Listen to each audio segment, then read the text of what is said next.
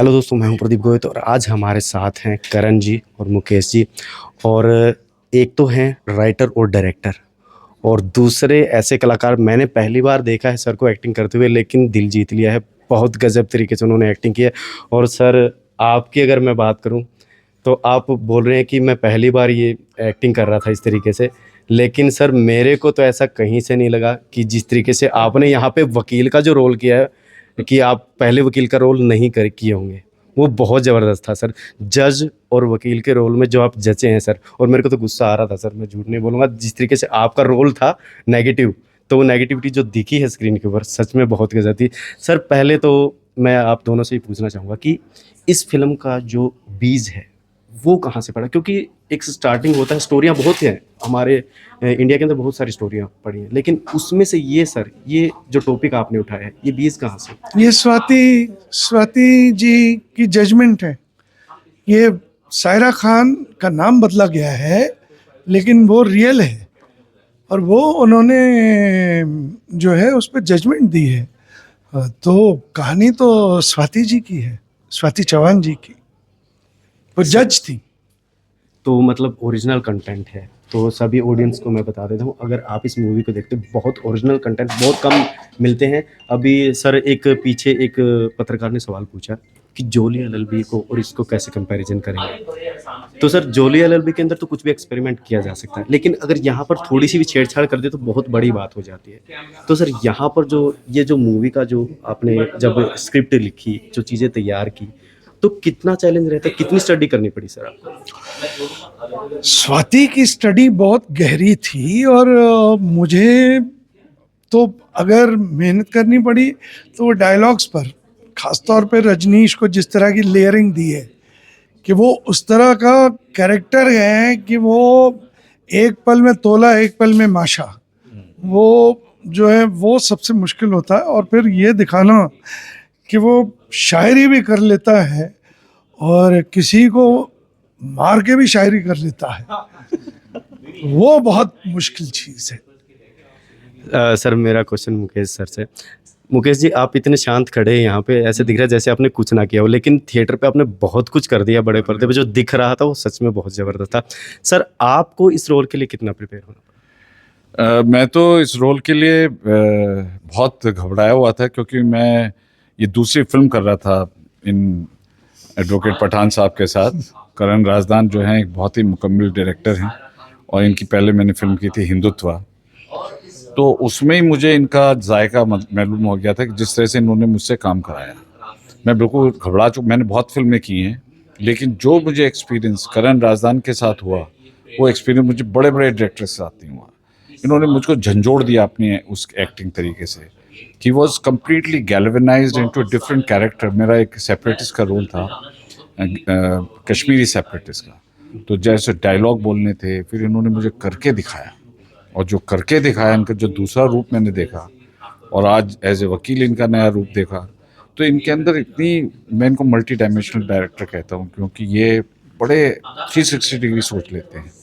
अब इसमें जब जज का इन्होंने किरदार दिया, मेरे पास इतने लंबे लंबे डायलॉग्स और जजमेंट, तो ये वहाँ पे वैसे मेरे बहुत अच्छे दोस्त हैं, लेकिन सेट पे कोई दोस्ती नहीं। ये मुझ पर हंटर की तरह से जो है ना, जहाँ थोड़ा सा गड़बड़ी करूँ ये चढ़ जाए।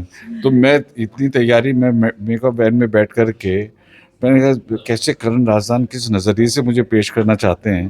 भाई देखिए, इसमें ऐसा है कि जज का रोल जो है न्यूट्रल होना चाहिए, because you are delivering justice. और अगर आप न्यूट्रल नहीं होंगे तो you will not be able to give justice.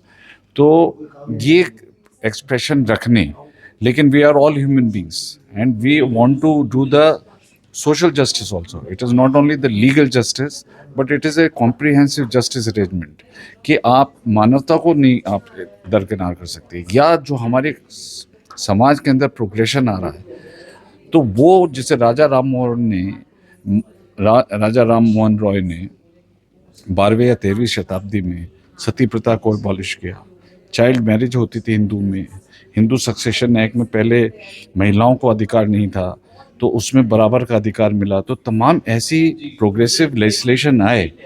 तो किसी और मज़हब में अगर वातावरण चेंज हो गया है, किसी ज़माने में आप टाइपराइटर से काम करते थे, आज आप करते हैं टाइपराइटर से, तो आपके नहीं तो हमारा सैंक्शन है, रिलीजियस सैंक्शन है हमें करना, तो आप पीछे रह जाएंगे।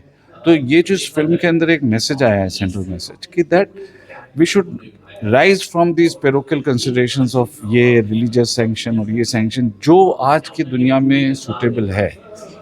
विमेन का एक्सप्लॉयटेशन नहीं होना चाहिए। Why if you are living in this country we should follow uniform civil code, शरीयत। मतलब ठीक है, आप सभी लोग अपने अपने लॉ बनाने लगे तो एक तो जजेस के लिए साथ बहुत मुसीबत होती है कि शरीयत लॉ भी पढ़े, उसके साथ वो कॉमन लॉ भी देखे। तो ये जो एक संघर्ष उन्होंने दिखाया है इस फिल्म के अंदर सायरा खान केस में, उसको मैंने उस तरीके से इम्बाइब करने की कोशिश करी, और कहीं कहीं मैंने अपना प्रिजुडिस दिखाया है, पर मैंने ज़्यादातर अपने एक्सप्रेशंस को न्यूट्रल रखा है। और कहीं तो इसलिए ये बहुत मेरे लिए मुश्किल किरदार था, लेकिन I hope you guys liked it and I am very happy that this movie is going to do very well. Saira Khan बहुत ही अच्छी फिल्म बनाई है हमारे दोस्त करण राजदार जी ने। नहीं सर, बहुत ज़बरदस्त आपका करैक्टर था और जिस तरीके से आपने बखूबी उसको निभाया है वो दिखा है। और सर अब आपसे एक सवाल, सर बोल रहे हैं कि आप हंटर लेकर ऊपर खड़े रहते थे तो आपको सर जब इमेजिन किया कि इनको इस रोल में देखते हुए, तो आपको क्या लगा कि मतलब किस चीज़ के लिए इनके ऊपर मेहनत करनी पड़ेगी, जो आप जैसे आप तो पहले भी इन सर ने काम किया है। देखो, तो इनकी आंखों में जजमेंट दिखाई नहीं देनी चाहिए, ये सबसे मुश्किल बात है। क्योंकि अगर इनकी आंखों में जजमेंट दिखाई दे गई तो फिर मेरा क्लाइमेक्स तो किसी काम का नहीं। बिल्कुल सर। तो वो जो एक न्यूट्रल वे में देखना है, और बल्कि इस तरह टिल्ट होना है कि ये सायरा खान के खिलाफ है, और इनको जो एडवाइस भी मिल रही है वो इसी की मिल रही है कि भैया आप ज़रा बैलेंस जजमेंट देना, जो किसी से it should not ruffle feathers, मतलब बाहर प्रॉब्लम नहीं होनी चाहिए, तो आप ज़रा सेफ जजमेंट देना। तो ये सारी चीज़ें स्क्रीन प्ले में, डायरेक्शन में इस्तेमाल की जाती हैं। सर 3 तलाक का मुद्दा बहुत बार पहले उठा है, उछला है, लेकिन ये 4 निकाह वाला बहुत ही कम लोगों को पता है कि ये क्यों किए जाते थे। ये जो आपने जो लाइनिंग डाली है इसके अंदर, सर ये चीज़ें कहीं न कहीं मतलब आगे बढ़ाती हैं चीज़ों को, और आपने जिस तरीके से इसको लिखा है, जिस तरीके से ये डायलॉग है सर, वो सर मतलब उसके लिए आपको कितना कुछ सोचना पड़ा। जैसे क्योंकि ये डायलॉग ऐसे थे सर जो दिल को छू रहे, क्योंकि मूवी यहाँ से उठी थी सर स्टार्टिंग में एक अलग लेवल से, लेकिन जो एंड मैंने पहले वहाँ पर बोला सर, जिस खूबसूरती से इसका एंड हुआ, जिस डायलॉग के साथ इसका एंड हुआ है, वो सर वहाँ तक जाते जाते आपको मतलब कितना कुछ सोचना पड़ा। ज़्यादा सोचना नहीं पड़ा, क्योंकि स्वाति के रियल केस में ये सारी बातें हुई थी।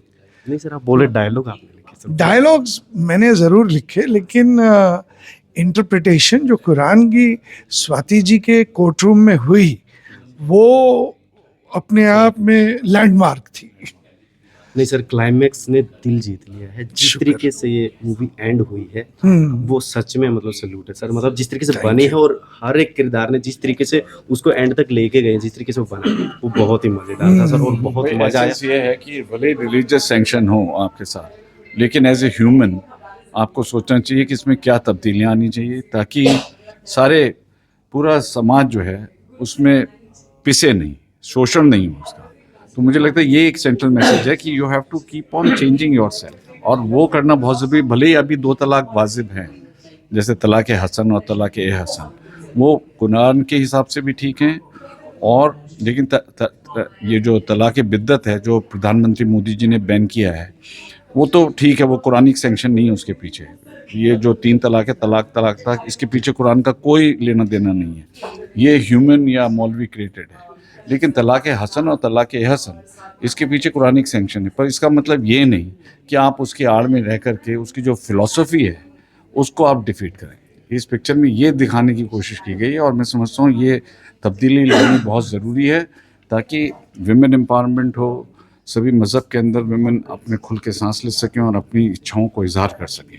तो इस फिल्म का जो सारांश में है वो यही है।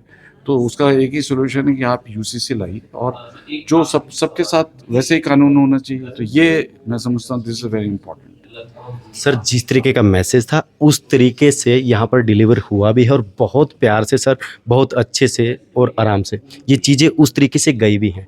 तो सर अब एक लास्ट बार हमारी ऑडियंस को सर ये बता दीजिए कि मूवी कब आ रही है। 10 अक्टूबर को आज 8 अक्टूबर है जब हमने ये प्रीमियर किया है दिल्ली में। 10 अक्टूबर को यानी कि परसों ये आ रही है, फ्राइडे के दिन। तो प्लीज़ जाइएगा, देखिएगा और हमें लिखिएगा। हमारे अपने इंस्टाग्राम्स हैं, हमारे अपनी फेसबुक हैं। शुक्रिया। बहुत बहुत धन्यवाद, बहुत बहुत धन्यवाद, थैंक यू।